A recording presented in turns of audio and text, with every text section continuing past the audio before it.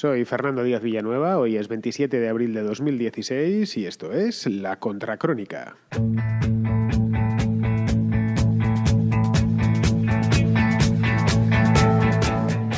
Os contaba el día 28 de marzo, en plena Semana Santa, hace exactamente un mes, o prácticamente un mes, menos un día, que no iba a quedarnos otra que convocar elecciones. Lo podéis mirar, podéis ir a mirar al archivo de La Contracrónica y ver que el podcast se titulaba exactamente así. No va quedando otra que convocar elecciones. En aquel entonces todavía no se habían reunido, no se habían convocado aquellos encuentros A3 que salieron como el Rosario de la Aurora, como bien sabéis. También lo traté en La Contracrónica, pero ya se veía hace un mes que la cosa no iba ni para adelante ni para detrás y que no quedaba otra. Bien, eso que yo decía hace un mes, mucha gente me llevaba a la contraria diciéndome no, eso es lo que tú quieres, pero no confundas lo que tú quieres con lo que va a pasar.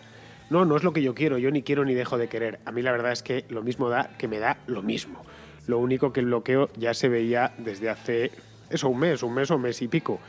Y al final, pues está ya el país puesto, a día 27 de abril, puesto y dispuesto para nuevas elecciones. Hoy la Contracrónica la voy a dedicar a esto mismo, a analizar así por encima las causas que nos han conducido a esta situación.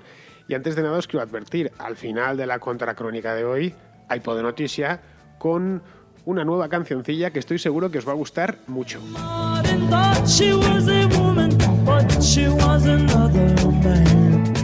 A 5 días de la convocatoria, 4 y pico días de la convocatoria de elecciones, podemos concluir que ahora sí que sí, ya no queda otra opción.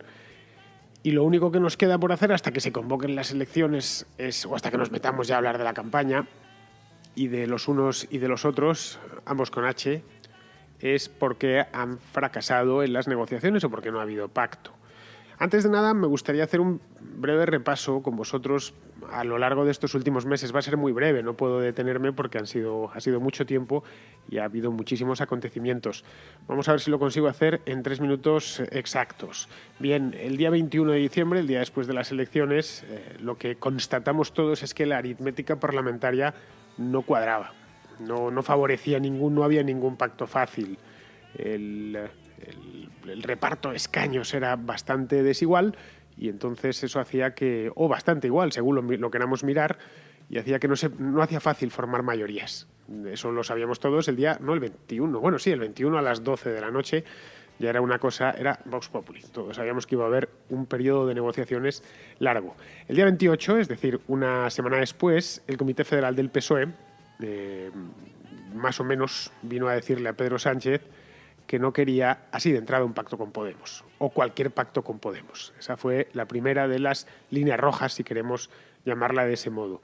Un mes después, o casi un mes después, el 22 de enero, fue la famosa velada en la que Pablo Iglesias salió por la noche, a las 11 y pico de la noche. Hay contracrónica de aquel evento porque ya estaba operativo este podcast en el que le forma el gobierno a Pedro Sánchez y le dice que bien, que él va a ser vicepresidente y que se va a quedar con esto y lo otro.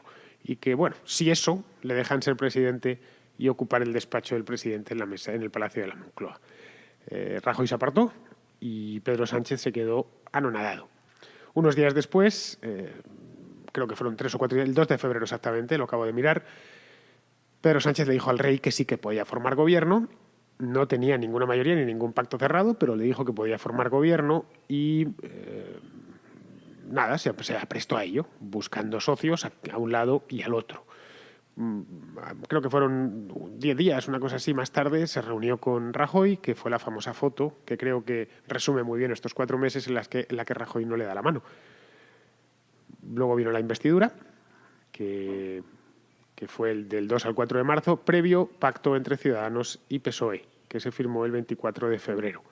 La investidura fue un fracaso, fue una investidura fallida, unas sesiones muy tensas, que si bien esa foto que os comentaba antes de Rajoy y Pedro Sánchez, uno alargándole la mano y el otro echándose para atrás, abrochándose la chaqueta, cuadran muy bien o ejemplifican muy bien el bloqueo, estas sesiones lo ejemplifican en vídeo. esa tensión que se mascaba, lo de la Calviva, etcétera. Bueno, ya lo conocéis, ¿no? Luego ya en el mes de abril se armó aquella mesa A3 que fracasó estrepitosamente y unos días después las bases de Podemos dijeron que no querían ningún pacto con el PSOE mientras estuviese Ciudadanos. El último capítulo, el final, la farsa ya se escribió ayer con el acuerdo del Prado que os comenté in extenso durante el podcast de ayer. Bien, lo he conseguido, 3 minutos 30, me he pasado un poquito. Esto ha sido muy resumido lo que nos ha pasado estos 4 meses, desde el 20 de diciembre, 4 meses y pico, hasta el día presente, hasta el 27 de abril.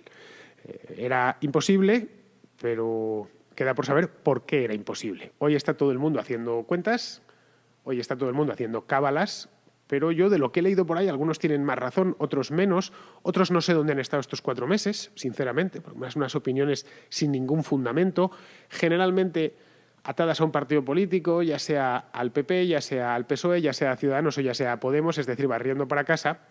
Y si de algo podéis estar seguros en la contracrónica es que yo no tengo partido político. Simple, es así. Yo tengo ideas, las conocéis bien, son liberales, pero no tengo partido político, ni trabajo para ninguno, ni voto a ninguno, ni milito en ninguno. No tengo ninguna preferencia por uno o por otro. Lo que sí tengo es una preferencia negativa. Sé quién no me gustaría que gobernase. Y puedo incluso hacer una escala en quien no me gustaría que gobernase. Es decir, voy a bordo, como con casi todo en mi vida, la vía negativa, no la vía positiva. Y os aseguro que uno se lleva bastantes menos desengaños. Bien, pues vamos a analizar las causas, ¿no? Las causas, por lo menos, las que yo creo que nos han ocasionado estos 4 meses tirados a la basura.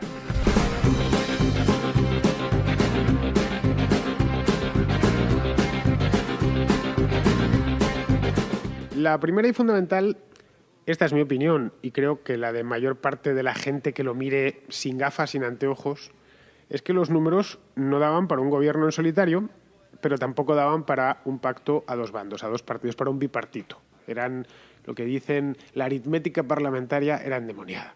Si hacemos los 2 grandes partidos, o los 3 grandes partidos, y buscábamos alianzas naturales, podían haber pactado PSOE, PP y Podemos, pero eso era imposible. Los dos bandos, digamos, izquierda y derecha, o izquierda, centro y derecha, centro, tendríamos que PP y Ciudadanos llegaban a 163, insuficiente, y PSOE y Podemos llegaban a 159. La mayoría absoluta, como supongo que ya sabréis, son 176 escaños en la Cámara Baja, y había luego un montón de partidillos. El voto estaba muy atomizado y una u otra los hacía complicados. Eso la parte aritmética. Entonces, por eso el día 21 todos andábamos diciendo esto va para largo. La gran coalición además era imposible. La gran coalición hubiera solucionado la papeleta en el acto. Entre PSOE y PP sumaban 213 escaños, es decir, una mayoría más que sobrada, pero los candidatos de PSOE y de PP se excluyeron mutuamente desde el minuto 1. Eso tanto Rajoy como Pedro Sánchez dijeron que con el otro no iban ni a cobrar. Bueno, a cobrar supongo que irían, pero que desde luego no estaban dispuestos a llegar a ningún acuerdo siempre y cuando estuviese el otro ahí. Nada más. Y el bloqueo, el veto ha sido mutuo, ¿eh? No vale decir, no, la culpa fue de Mariano o la culpa fue de Pedro. La culpa es de ambos en este aspecto. Tiene cierta lógica cuando tienes la presidencia, lógica interna, quiero decir, cuando tienes la presidencia a mano, pues quieres que sea para ti y no para el otro. No le quieres regalar al otro la presidencia con el coste que te va a suponer a ti personalmente y de puertas adentro a los tuyos. A partir de aquí, una vez constatado que los bipartitos eran imposibles y que la gran coalición era también imposible, o impracticable porque los candidatos se habían vetado mutuamente, cada uno siguió una estrategia diferente. El PP optó por no moverse, lo hemos visto, por el tancredismo más desvergonzado. El PSOE por buscar un macropacto con Ciudadanos y con Podemos, es decir, a izquierda y a derecha. Eso le hubiera, si lo llega a conseguir, era un pacto imposible, pero bueno, si lo llega a conseguir, hubiera tenido 199 escaños, 200 escaños, una mayoría absoluta también grandísima. Vamos, como no la ha tenido nadie excepto Felipe González en el año 82. El Podemos, por su parte, aspiraba a un Frente Popular, pero no a un Frente Popular cualquiera, sino a un Frente Popular mandando ellos, en el que Pablo Iglesias estuviese de vicepresidente, Errejón de ministro de Interior, el Barbas de ministro de Defensa, es decir, nosotros mandamos y al resto, a los socios, a los aliados, ya los colocaremos donde bien entendamos o donde bien Dios nos dé a entender. Eso tampoco podía funcionar de ninguna manera. Caray, tiene 69 escaños y ni siquiera eso, tenía 64 reales porque Compromís se fue muy poquito después, o se separó de Podemos muy poquito después de tomar posesión del acta. Y Ciudadanos, por su parte, era el menos ambicioso de todos y se conformaba con ser una bisagra para una gran coalición, para la coalición de de PSOE más PP, nada más. De hecho, parte de esa coalición la consiguió cerrar con un pacto con el PSOE. Luego vio que era imposible porque el veto existía.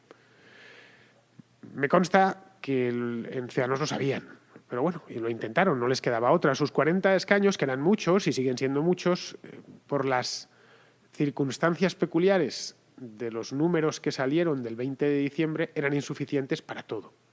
Estas veces que ganas las elecciones era una victoria pírrica. Lo de Ciudadanos lo sabíamos todos. Bueno, si 40, podría haber tenido 60, pero le sirven para bien poco, porque no conseguía alcanzar una mayoría suficiente con el Partido Popular, pero tampoco le servían para alcanzar una mayoría con el PSOE. Era o una mayoría aunque fuese relativa lo suficientemente potente, y a eso se consagró. Claro, ninguna de las estrategias que cada uno de los partidos adoptó ha funcionado del todo, o ha terminado de funcionar del todo. El PP ahora mismo, su situación es que se lo juega todo a una segunda vuelta y lleva 4 meses de calvario y de desgaste. Llegan unas condiciones, llega literalmente agotado a pesar de que no se ha movido. Ha sido un tancredismo que le ha dejado fundido al Partido Popular. Llegan unas condiciones pésimas. Y si a pesar de todo va a ganar es porque tiene un suelo muy rocoso, un suelo electoral muy rocoso de 7 millones de personas. Si consigue birlar por ahí o recuperar 1 millón de votos, será más por miedo que por amor. En el caso de que consiga recuperar 1 millón de votos, que ya lo veo yo complicado.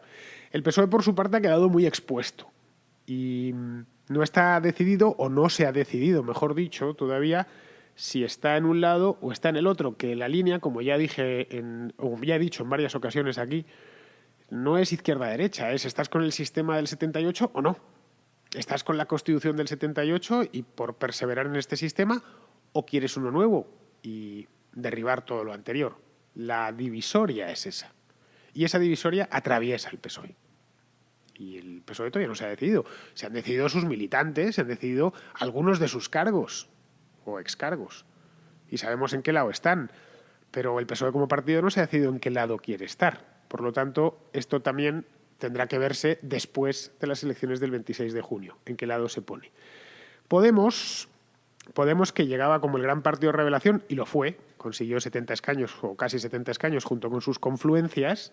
Al final las confluencias han terminado siendo divergencias, porque aquello era el patio de Monipodio, o ha sido el patio de Monipodio durante todos estos meses. Ya os he comentado antes, Compromís se fue a los 2 días, fue llegar al Parlamento y separarse, llevarse sus diputados. Podemos está debilitado y fracturado. Esto no es un secreto. Debilitado porque los 4 meses de pelea debilitan a cualquiera, y más con la actitud chulesca y narcisista de su líder principal o de su gran líder, y fracturado porque el partido ha quedado como mínimo partido en 3 trozos diferentes o en 3 sectores diferentes, de los cuales he hablado aquí. Hay por ahí una contracrónica del mes pasado que se llama La Podemocrisis o algo así, en el que lo analizo con mucha más calma. Lo que le obliga a pactar a un pacto con Izquierda Unida, una formación minúscula al lado de la suya. Izquierda Unida tiene 2 escaños, no lo olvidemos, a un pacto desigual con Izquierda Unida. Y lo más importante, a romper la magia de la transversalidad con la que jugaron muy magistralmente tanto en las elecciones europeas de 2014 como en las elecciones municipales y regionales de 2015. Este es el partido total que vale para todo el mundo, el partido transversal, el partido de Rejonita. Valemos para un roto y para un descosido. Cualquiera que esté insatisfecho, que venga a mí. Bien, si se va con Izquierda Unida, eso se rompe. Ya pasa a ser un partido comunista, un partido de extrema izquierda, y además asocia pues toda la idea que tenemos de Izquierda Unida o que tiene el español medio de Izquierda Unida. Es el partido de los del comité de empresa, el partido de los comunistas sin reciclar. No tienen una imagen muy moderna, ¿para qué nos vamos a engañar? Y a eso se ha obligado, a tener que descender al sótano de la izquierda si quiere pintar algo en la siguiente legislatura y no pegar un bajón. Luego tiene que cerrar además todas sus fisuras con las divergencias o confluencias, con las divergencias realmente. Tiene que ver cómo ata de nuevo a los catalanes, cómo ata de nuevo a los gallegos, cómo ata de nuevo a los valencianos, que no se le separen los anticapitalistas. Es decir, el panorama que tiene Pablo Iglesias por delante es espeluznante. Pues así, a grandes rasgos, y sin ánimo de extenderme mucho más, no os quiero marear con esto, yo, Fernando Díaz Villanueva, creo que han sido las causas que nos han conducido a nuevas elecciones. Podéis decir, claro, a toro pasado. Sí, a toro pasado es fácil analizar, o por lo menos lo haces con más calma, pero todos estos temas los he tratado yo antes, o los he ido viendo venir. Yo era incapaz, nadie conoce el futuro y yo no sabía, era incapaz de ver en el mes de diciembre que esto iba a prorrogarse 2, 3, 4, 5 meses. No tenía ni idea. Y quien diga lo contrario, miente, nadie lo sabía. Esto, de hecho, con que no hubiese habido un veto entre Pedro Sánchez y Rajoy, ya tendríamos gobierno. Con que Pablo Iglesias no hubiera sido tan ambicioso, es decir, su estrategia la hubiese modulado un poquito mejor, también tendríamos gobierno. De otro signo, pero tendríamos gobierno. Por lo tanto, no sabíamos nada. La labor del analista es ir observando bien la realidad, no hacer predicciones. Los analistas no somos brujos, ni chamanes. No conocemos la voluntad de los hombres, ni tenemos a un diosecillo que nos está soplando al oído lo que va a pasar. Así que conforme a lo que yo he ido viendo a lo largo de estos meses, pues lo he resumido muy brevemente en 8 minutos. Y espero que os haya quedado claro, que más o menos lo tengáis, digo, por si alguna vez lo tenéis que hablar por ahí o os lo preguntan. Es, de nuevo, una visión desapasionada. Lo que no es tan desapasionado es la APO de noticia que viene ahora. Una APO de noticia que trae nueva cabecera, os advierto. La anterior no es que esté cansado de ella porque es buena, sobre todo la música, pero tiene ya es del mes de febrero. Creo que la hice a principios de febrero, cuando empecé con esto de la APO de noticia, y estaba ya un poco cansado de oírla. La seguiré metiendo todavía, pero hoy me he puesto, he dicho, bueno, antes de grabar el podcast me voy a poner a grabar una nueva cabecera para la APO de noticia que tanto le gusta a mis oyentes. Así que solo espero que os guste, y si os hace, aunque sea esbozar una leve sonrisa, con eso me habré dado por pagado y por satisfecho.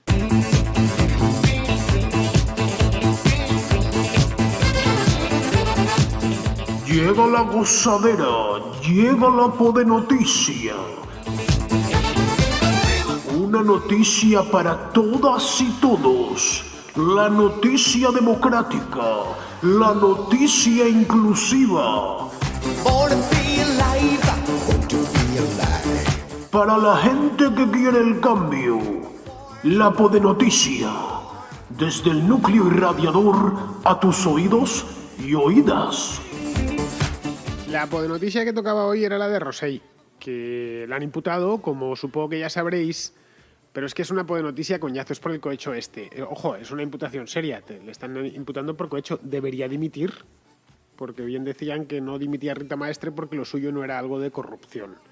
Pues sí, esto del cohecho, el cohecho es un delito típicamente de corrupción, es de hecho la base de la corrupción. El cohecho es admitir regalitos a cambio de otra cosa. Entonces, lo suyo es que respondiese al código ético este que tienen los de Podemos y dimitiese. Pero no voy a hablar de esto. A mí, Victoria Rosell solo me mola en su faceta de Vicky Aeropuertos. Cuando la monta por ahí en Barajas o en el aeropuerto de Gando, se la monta a los pobres empleados. Entonces, sí, es una APO de noticia plena y digna de la canción que acabáis de escuchar o que estáis escuchando ahora mismo por debajo. La APO de noticia que traigo no es exactamente de Podemos, pero sí es de su entorno, de su mundillo. Resulta que hoy por la mañana Ignacio Escolar, también conocido como Nacho Escolar, pues resulta que ha puesto un tuit quejándose amargamente de que le han sacado de la SER, de la tertulia de la SER, después de que el diario, su periódico, publicase unas noticias de los papeles vinculadas con los papeles de Panamá, en la que involucraba a la exmujer de Cebrián, Teresa Aranda, se llama esta mujer, con unos gatuperios raros, con una fundación que tuvieron, la Fundación Atman. Yo les recuerdo, esto hará por el año 2005 o 2006, por ahí. Y a partir de ahí pues empezaron a derivarse otras informaciones que tenéis bien cumplimentadas en el Confidencial. Bueno, ya sabéis, el clásico rollo de nombres y sociedades de esto del Panama Papers, que al final no te consiguen demostrar ningún delito claro. La cuestión es que Cebrián, Juan Luis Cebrián, Halli, que no es precisamente alguien que goce de mi simpatía, se ha encabronado, no os podéis imaginar cómo. Y una de las cosas que ha hecho, según cuenta Nacho Escolar, es sacarle a él de la tertulia. Pues bien, y ha dicho que eso es una vergüenza y estaba realmente enfadado. Se ve que esa tertulia le ponía a 100. La cuestión es que Nacho Escolar es de los que se alegraba cuando echaban a otros de los medios. Que yo recuerde cuando a esos tres lo sacaron del mundo, bien que lo publicó y bien que lo celebró. De hecho, he visto como Carlos Carnicero, que tuvo sus más y sus menos hace ya unos años con Nacho Escolar, pues se ha solidarizado. Los periodistas, cuidado que somos llorones, de verdad, ¿eh? No es mi caso, pero cuidado que son llorones. Siempre cualquier cosita que les hacen dan ganas de verdad de ponerles un monumento en una glorieta o algo a cada uno de ellos para que su ego quede completamente lleno y puedan decir por fin el mundo me tiene en cuenta y como me tiene en cuenta puedo cambiarlo a placer. La cosa es que aquello de Carnicero, a Carnicero a raíz no sé si fue de aquello o de otra cosa le sacaron de la ventana, del mismo programa en el que estaba Nachosco. ¿Y sabéis qué hizo Nachosco? Nada, al contrario, decir que eso era normal, que esas cosas pasan, que hay cambios de invitados en las tertulias, cambios de tertulianos. No lo sé, a mí me han sacado de tertulias y no me he quejado nunca, solo faltaba. El dueño de una tertulia o el presentador o el director de esa tertulia, de ese programa, es el soberano ahí, hace lo que le da la gana. Si yo tuviese un programa de radio, pues, y he tenido alguno, tuve uno hace un par de años, pues va al programa de radio que yo digo que voy, que para algo soy el director, nada más. No tengo que dar más explicaciones. Y lo que peor me sentaría del mundo es que a alguien le saco de allí después de haber publicado lo que ha publicado su diario y encima te me emputas por Twitter. Vamos a darle la vuelta a la historia. Pongamos por caso que un colaborador del diario.es, que escribe allí, una columnista, pues publica, o un colaborador que le vende noticias, publica una historia en la que se vincula a la mujer de Nachosco, a la compañera sentimental de Nachosco, que creo que sigue trabajando en Televisión Española desde tiempos de Zapatero. A raíz de la movida de la mujer de Nachosco, de la compañera sentimental de Nachosco, se armó la que se armó con Carnicero. Por cierto, por si queréis buscarlo en internet. Pues es como si un colaborador del diario.es publica dentro, en su propio medio, no en el diario.es, pero sí en su propio medio. Este colaborador, pongamos por caso que tiene un programa de radio, y en su programa de radio comenta lo mismo que ha comentado el diario de la mujer de Cebrián. Pues tendría toda la lógica del mundo que al día siguiente, o a los 2 días, o los 3, le dijese Nacho Escolar: oye, macho, lo siento, pero vas a tener que dejar de escribir estas columnas o te vamos a dejar de comprar noticias y historias porque no me parece bien lo que has hecho, eres perfectamente libre, pero no, en cierto modo me has declarado personalmente la guerra. ¿Habría motivo de queja? No, ninguna. Ninguna en absoluto. Cuando tú haces esto, sabes a lo que te expones. Yo, por ejemplo, escribo en el diario Voz Populi, con gran felicidad por mi parte, por cierto. Pongamos por caso que desde aquí, desde la Contracrónica o desde la radio en la que trabajo, por las mañanas con Avellán, pues un buen día cojo y saco una exclusiva en la que involucro a la mujer de Avellán. Lo normal es que Avellán prescindiese de mí. Es más, probablemente pensaría muy mucho antes de decir nada. Diría, ¿me compensa o no me compensa? Ahí habría un conflicto. Tendría un conflicto profesional. Entonces, lo último que haría, desde luego, es que si prescinden de mí es ir al minuto siguiente a Twitter y empezar a lloriquear. Eso no se me pasaría ni por la cabeza.